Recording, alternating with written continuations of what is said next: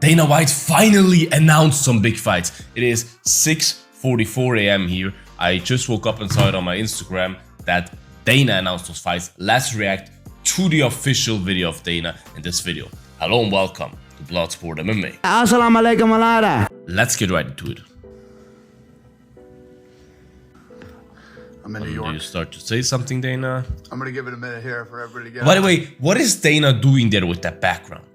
Didn't they announce on Twitter like 5 hours before he did that announcement that he has a big announcement tonight and all of that? Like he planned that.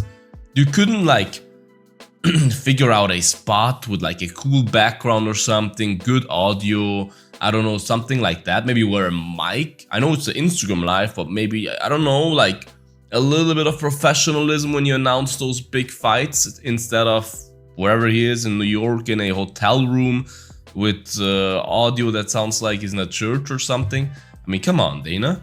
Come on. Before I start firing off announcements. Yeah, start firing off announcements. I'm waiting. Announce 317. The moment you've all been waiting for. So, okay. Let me start with this. Yes, sir. Current lightweight champion Islam Makhachev is going to move up to the welterweight division that. to face Jack Della Maddalena. What do we all love about Islam? I don't know. If he had moved up to fight Bilal, he was a 5-1 favorite. Well, he never wanted to move up to fight Bilal, right? Moving up to fight Jack, the odds makers have this fight at even. What do we love about Islam? If he would have moved up against Bilal, he would have been a 5-1 favorite. If he would have moved up against Islam, they're even. What does that have to do with what we love about Islam? Huh? I don't get it. Like, huh? What the f?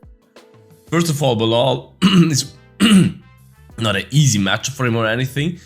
And like, he never would have fought Bilal. And like, what does that have to do with what we love about Islam? Like, I don't get it. This guy is a beast. Islam is. Why is he a beast? Because he's not a favorite now. Like, I don't. Huh? What the hell? Fucking best. Jack obviously coming off damage in that fight, so he's accepted the fight. I'll let you guys. By the way, guys, sorry for my voice. It's early morning. I'm drinking my coffee here, so please excuse me. You guys know when I a little pick bit a sick time as well. and date, but this fight is, makes sense. definitely happening. Probably October, Abu Dhabi. UFC 317 International Fight Yes. Week, June 28th. Ilya. From the T-Mobile Arena in Las Vegas. You all know Ilya Topuria, undefeated, 16-0, vacated his featherweight title. Yes, sir. He knocked out Volk, Holloway, and now he's moving up to lightweight. And he will face former lightweight champion and number 2 ranked Charles Oliveira for the vacant lightweight title. All right, so he said vacant lightweight title.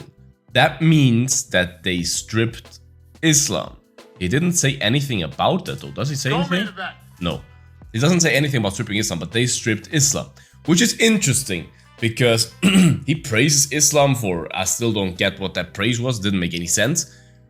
But I know for a fact that Islam did not vacate his belt himself. I know for a fact that the UFC told him, we will take your belt away. Because don't forget, just on Friday before the fights, before Jack fought Bilal, Islam posted with exclamation points, I will not vacate my belt. We might get real contender here. So the UFC has a new approach now that's just my assumption, and it's a pretty educated assumption, I would say, that they do not let fighters just hold belts in 2 weight classes anymore or attempt to, because especially when they have real contenders waiting, that's what makes sense. Because people say, oh, Volk got his shot against Islam. Volk cleaned out his division. There was no contender at that very moment left that deserved a title shot against Volk that he had not beaten yet. That's why he got to move up to lightweight and keep his featherweight belt. That's when it makes sense. But when you have 2 guys in Ilya and Arman who both deserve to fight for the belt, who Islam both in the recent time frame hasn't faced yet, it does not make sense that he gets to just move up to 1 division higher and keep the belt one division lower. It just doesn't make too much sense. So I love that they do that. I love that they make him vacated. And interesting, the way Dana does not say anything about it. He just says for the undisputed lightweight belt. And I would love to hear Ali Abdelaziz and Islam's take about that, because I am 100% sure they are not happy about that. Because now Islam will never be a double champ. Even though I said in a video before that for me he's still a double champ because he never lost a lightweight belt. But the problem for Islam is that the fight between Ilya and Charles happens before he fights Jack. So there's already a new undisputed lightweight champ then.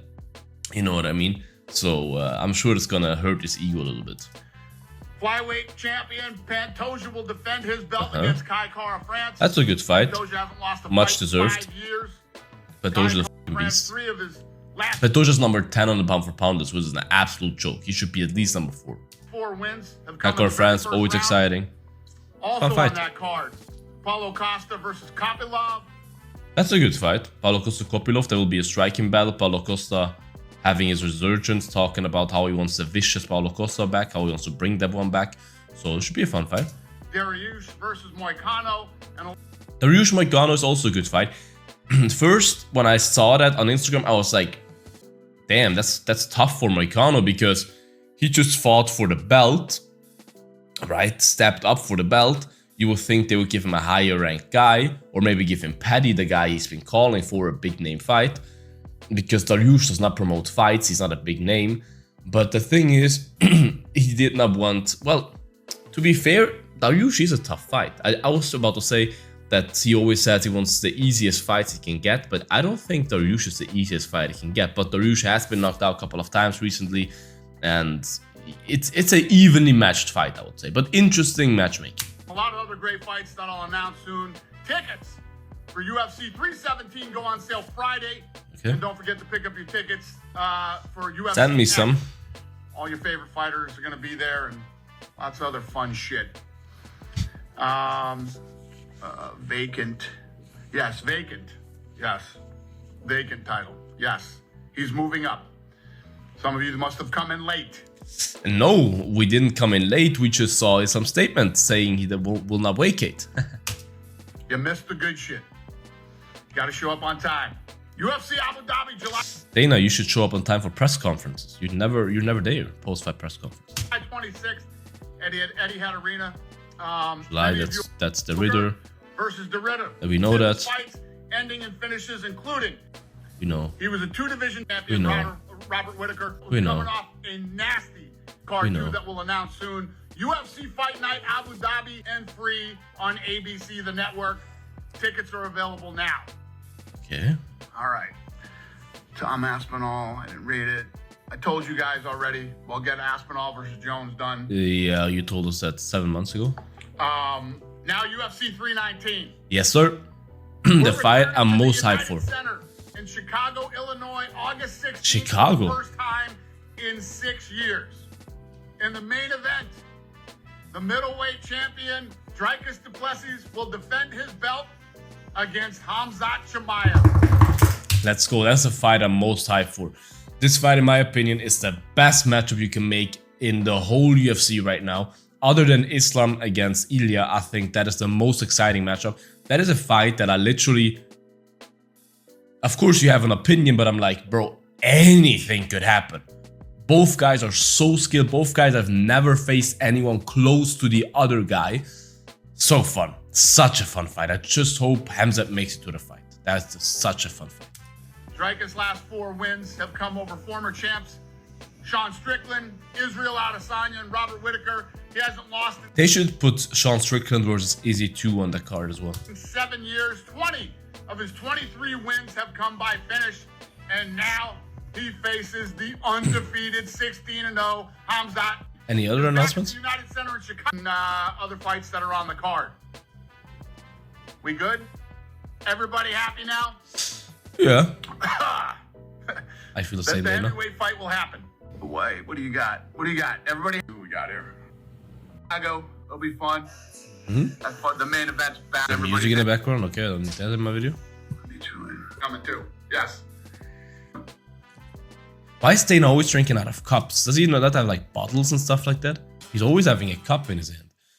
But yeah, I mean, good announcement. As I said, a little bit cheap that he does it in like a weird hotel alley or something. But it is what it is. Good announcements, finally. Funny, I just did a video yesterday that I uploaded. Dana announced some fights. 5 hours later, we have fight announcements. Maybe he watched the video, I don't know. But no, yeah, happy to have some fight announcements. This summer will be crazy. We will have Ilya against Charles. Next pay-per-view will have Holloway against Poirier. Next pay-per-view will have Khamzat against Dricus. I mean, sounds like a fun summer. So write your opinions in the comments about this announcement, all of it in the comments. Like this video, guys. Subscribe to this channel, would appreciate it a lot. Check out my merch, bloodshop.net, worldwide free shipping with the code FREE when entered at checkout. Stay bloody, you guys. Until the next one. Bye-bye. Bloodsport out.